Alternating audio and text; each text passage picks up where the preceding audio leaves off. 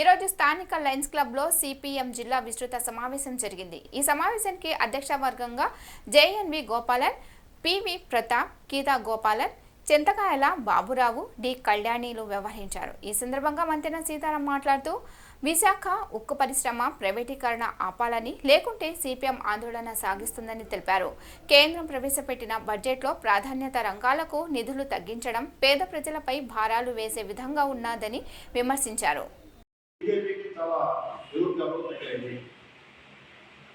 అది అన్నట్టుగా 400 సీట్లు కాదు కదా, మొన్న సీట్లు కూడా కొన్ని పోయి దానికి బలమైన ప్రాంతం హిందీ ప్రాంతం ఉత్తరాదిగా ఆల్మోస్ట్ 32 రాష్ట్రాల్లో అన్ని రాష్ట్రాల్లో కూడా గతంలో ఉన్న సీట్లు బాగా తగ్గిపోయి అది ఇచ్చే ఏంటంటే ఇప్పుడు వాళ్ళు సింగిల్గా గతంలో అధికారంలో రావాలంటే 32 సీట్లు లోటు.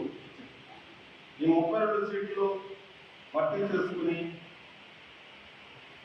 అది ప్రభుత్వంలోకి రావాలంటే అలాంటి మొట్టమొదటి పరిస్థితి వచ్చిన తర్వాత దాని చుట్టూ ఈ ప్రభుత్వానికి వాళ్ళు లేవు. ఓతకరలాగా ఈ సంఖ్యలోకి బీహార్ నితీష్ కుమార్, ఇక్కడ చంద్రబాబు గారు ఓతకర్లు అయ్యి ఈ ప్రభుత్వాన్ని నిలబెట్టారు. వీళ్ళందరూ కలిపి ఒక 52 సీట్లు అదనంగా మిత్రపక్షాల నుంచి, ఎన్డీఏ మిత్రపక్షాల నుంచి వచ్చిన తర్వాత అది రోజుల ప్రభుత్వం. అంటే మోదీ, అమిత్ షా కానీ బీజేపీ కానీ ఇంత సంభవంగా అయిన తర్వాత దానికి బుద్ధి రావాలి. అలాంటి లోపల వాడు ఏం మాట్లాడుతున్నా పైకి మాత్రం చాలా గాంభీర్యంగా మాట్లాడటం అనేది జరుగుతుంది.